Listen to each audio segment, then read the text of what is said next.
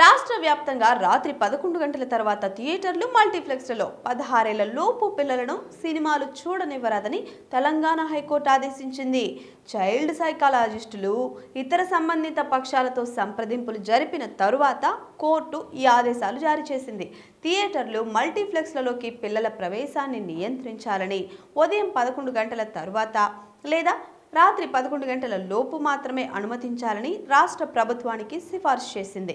Cinema ticket ధరల పెంపు, special షోల అనుమతికి సంబంధించిన పిటిషన్లపై విచారణ సందర్భంగా జస్టిస్ బి విజయసేన్ రెడ్డి ధర్మాసనం ఈ వ్యాఖ్యలు చేసిందన్నమాట.